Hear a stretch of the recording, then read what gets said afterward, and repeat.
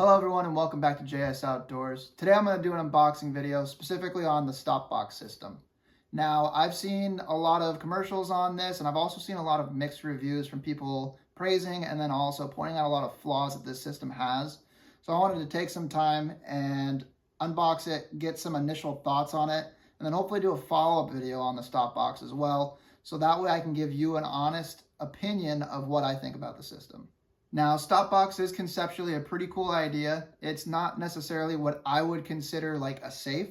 However, it is a good way for you to keep firearms out of the hands of little ones. Personally, my wife and I are expecting to have twins, and I'm looking for something that I could put my pistol in while I don't have it physically on my person, yet I'm not in a situation where I need to store it in the safe. Quick example of this would be like if I was taking a shower. I want to be able to limit the access of people who I do not intend to use my firearm. So a kid reaching around, looking on the nightstand as I'm in the shower or on the counter, and I want to be able to secure it, but not necessarily something that I'm looking to keep the firearm in long term if I need to secure it for whatever reason. If you haven't already, please subscribe to the channel. Subscription is free and it helps us out immensely. Write comments, talk with us, let us know different things or ideas that you have for videos coming up, things that you like. Also reach out to us on social media. We have Instagram and Facebook, and that is under JS Outdoors LLC. All right, so in the box, please note that I did buy this on Black Friday. They do have sales on their website showing like 2-for-1 bargains. I feel like they have that quite often, so I'm not 100% sure if that is just like an all-time deal that they have all the time, but they say it's like, oh, this is a deal. Or if it was specific to Black Friday, so just know that if you order one, there may or may not be the same contents in here. So I did get 2 of the stop boxes. I believe they're the StopBox Pro. There you go. And I also came with this holster, mag holster. So we'll see what that looks like. So first look at the StopBox.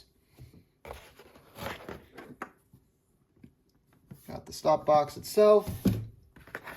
And it looks like a guide on how to use it. And this is kind of neat. They have a inspection, so it looks like they passed QC. So that's nice to see. Oh, even better to see is right here, made in America. But QC is nice to see because it shows that they're actually doing their job and they're making sure that you're getting the best product. And this one's really neat because it also has when the inspection date was, so November 18th of 25 is at least when this stop box was put in this box. So that's pretty cool. Hasn't been sitting around a while. Packaging is pretty cool. On the back, it has a couple of claims here. So it says there's 81 combination possibilities, highly impact resistant, portable and TSA compliant, no batteries, and then the big one, which is proudly made in the United States of America. Other claims is that it's all mechanical, which is an obvious one. That's kind of their big selling feature. Lightweight, portable, rugged, built to last. The StopBox Pro, this one specifically, states that it fits up to a Desert Eagle, says it's child resistant, and then it is instant firearm access. So we will kind of test out those couple things. So looking at the product, I mean, there's nothing really flashy about it. I did elect to just get the black one because I didn't feel like I needed all of the stuff on there, but it appears that there are multiple options for different color schemes and prints on these so you can make them a little more customizable.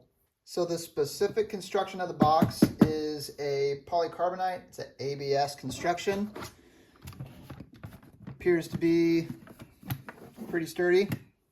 On the bottom of it, it's got the StopBox Pro made in the USA stamp. And we also have these rubber grommets, which are good for keeping it from sliding around. The hinges, again, a continuance of what appears to be that molded plastic with a rod for the hinge. And then we have our mechanical only buttons, which is their big selling feature. And then the button that opens the box once your code's been in, which has a hole that you can see here, so that you could throw a padlock in to give you a little bit extra protection or to be TSA compliant if you're flying with this. You can also see that there is a gap in between the material here, and that this pushes towards one another. From what I've seen, that is a portion of the build which requires you to push down on the box in order to engage and unlock the box itself. There was information set out, at least one email, I think maybe two, kind of saying, don't worry if you can't open the box on the first try. There is somewhat of a learning curve there. So let's see if I can open it or if it fails. So from my understanding, there is a generic code. So you'll put that generic code in, put pressure down on the lid, and then open it up with this side button here. So let's try it. It's pushing down, and it comes open. So, you know, not too bad actually. Don't stress yourself out about it. On the inside we have, oh, this must be how you key the codes. Instructions on rekeying the code. On the inside we have this foam, and feeling on the back, it is a foam with an adhesive backer on it. So it isn't glued, it comes with that adhesive backer. We have some metal components here. So we have these male end, and then also this female end here, which is just a plate. These are all metal in make. And then the engaging buttons appear to all be made out of plastic. For example's sake, we have the blue handle Glock 17. So that fits perfectly in there. This is a full-size pistol. And then when we close it, buttons lock back out. We're ready to go. Try opening it again. Comes out pretty easy. And again, the 2 times you've seen me open this is the times that I've opened this, so not super hard to get used to. All right, to provide some examples of the size of this, I have a Glock 43. All of these firearms have been made safe already. So the Glock 43, as it sits in there, nice and compact. They do make compact stop boxes, which are designed specifically for the smaller pistols. I have a cowboy action style wheel gun here. This is kind of a Colt remake. And it just kind of barely fits in there, just to prove that it does fit in there. Oh, there's the third time I've tried to open it, didn't work. Again, not working. Oh boy. There we go. All right. So, a little bit of a struggle there. Again, like they said, there's going to be a learning curve apparently, and yeah, I just proved that. But yeah, this thing is pretty big. It fits quite a bit in there. They also kind of show you can put other things in there too. So, we'll put a pistol in there, maybe a knife. So everything fits pretty well. Now, with the knife being smaller than the pistol, we'll see if it moves around at all.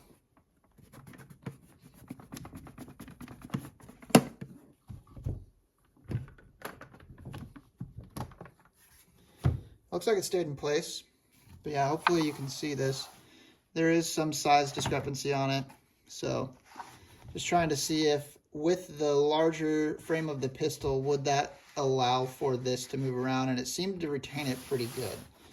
So just as a point of reference for you guys there. All right, so for changing out the code, we will go over that. Like it said, it has 81 different possible options. So we'll kind of walk through how to change it out. So hopefully that gives you some better understanding of that. All right, so step 1 is open the box. So there we go, box is open. And then we will press this button right here. So here's your locking bar, and there's a small little button here. We'll press that, which looks like it releases all of the buttons and then brings this slide lever down. Now you will make the selection on what type of button you would like. So specifically on the base here, you can see that they have these little numbers. And we have number 1, meaning that the button is not pressed at all. Number 2, meaning that the button is a half press. And then number 3 being a full press of the button. So what you'll do is you'll remove each screw on the button that you want to change out, and then that will provide you the opportunity to slide in a new button and change the combination that is available on your box. So I will change out this button here.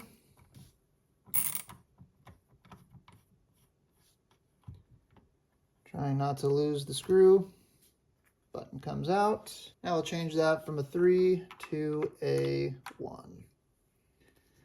So know that when you are, let's see if I can zoom in here. When you are installing this new button, you'll have to push slightly down on the button so that way you can get the screw into where it needs to go. Sick. Or just drop it down into the mechanism itself. Let's try that again. So we'll put this in. I'm not entirely sure what this screw is even riding on, but we will do our best to get the screw in here.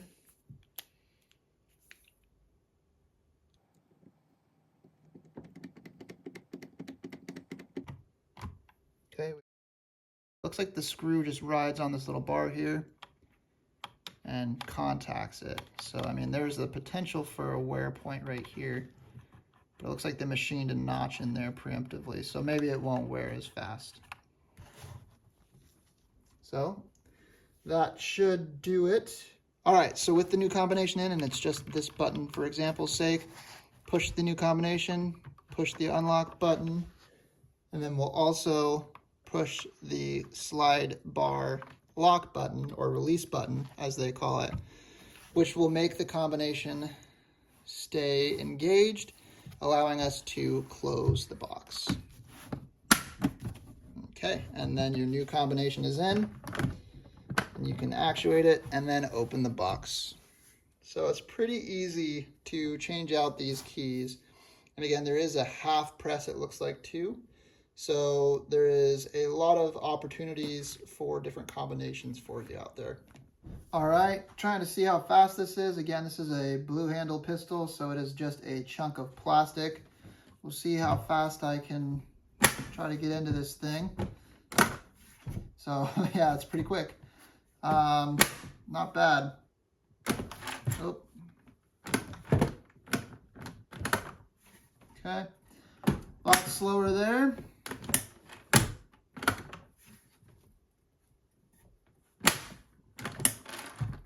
It's going to take some practice to get faster, but slow is smooth and smooth is fast, so just practice going slow at the beginning and speed it up from there.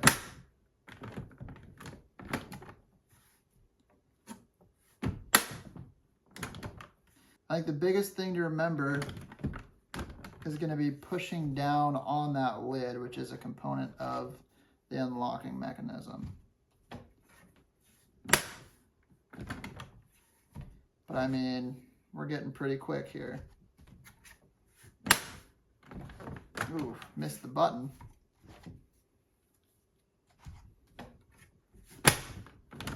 So when you get your box, just do repetitions like this. Put it down, get your code memorized, open the box, get your pistol, close the box, repeat the steps. This will help you get faster over time. Now, remember, it's roughly about 1,000 repetitions to put something into muscle memory, if I remember correctly. So you are going to want to do this a lot. Just practice putting your code in, pushing down the lid as you actuate the open button on the side. Just get your repetitions in. Shouldn't be hard to do. If you feel yourself starting to struggle like I just did, just slow it down. Make sure you're getting good repetitions in, just like anything else. Just like going to the range. Slow is smooth, smooth is fast. Starting to slow it down a little bit, trying to get ahead of myself here. Practice on good manipulation, and then change up what you're doing. So like, I was sitting down Let's try standing up and doing it. So this is going to be a little bit different angle. So your body's going to be doing something different in order to access this firearm. Practice standing up and doing the same thing. And then I'm not going to do it for this example's sake, but practice lying down. Like if you plan on having this on your bedside in the middle of the night, practice doing this lying down, because you're going to have different ergonomics laying down or being down on the side like this, coming off to the side. Practice doing it this way. You're going to have different ergonomics in every angle that you do, so you'll want to not only practice it in the best case scenario, but you'll also want to practice it in the worst case scenarios. That way you know that you'll be able to open it and operate it no matter when you need it. Initial thoughts on the StopBox are not bad. It does what it's designed to do. It keeps immediate access away from someone who is not authorized to use that firearm. Well, kind of you have your back turned, or like you're taking a shower or something along that nature. Great for people who have kids, young children, to keep them out of accessing your firearm. Looking at this specifically, this is not a safe in my eyes. This is a great deterrent, but as easy as I can pick it up, I can also walk away with it. So just know that. A lot of the larger safes available on the market are A, heavy, and then get heavier with the amount of firearms you have in them, but B, you can also bolt them to the ground, which helps to deter theft in like a smash and grab or a quick burglary. This, however, will not do that. But like what we talked about in the beginning of the video, this would be a great option for like TSA. So you can lock your firearm with a simple padlock and then put this into the hands of TSA, so that way you can fly with your firearm and have it at your destination. Operating the box is super easy. Like what we showed, it's kind of, it set itself up for what seemed to be a harder operation when I got those emails from the marketing team saying that, hey, don't worry, it might be difficult to operate in the beginning. However, it is pretty simple to operate, and I haven't really had any issues with it. So don't be discouraged there. It's actually a pretty simple system. Having the main components of the lock being metal, that's kind of nice. I figured the entirety of this thing would be plastic, which plastic has come a long way, and people don't give it necessarily the credit that it deserves. However, it is not an end-all be-all solution. Moving forward from that, though, it is a great design, and I think that this will be a very important product for the firearm owner out there to minimize the access and who has access to that firearm when they do not have it on their immediate person. I will do a future video kind of going over what my thoughts are after using this for a while. I will use it daily like I do with everything else that I try to test, and give you as honest a review as possible. However, with my initial review, without really putting any time into using it, I would say it would be of benefit is if this is the style of locking box or safe that you are looking for or you're in the market for. Now, if you're in the market for something that will keep your firearms safe, keep them from walking away if there was a smash and grab, this isn't necessarily going to be the option for you. This is plastic, and even though plastic, like I was just saying, is very strong, there are ways to defeat this. I mean, you can quickly cut through this hinge. I mean, there's all different ways to defeat this. This is simply just going to be a deterrent mechanism. It is not going to be an end-all be-all safe to keep people from accessing your firearm, so just be aware of that.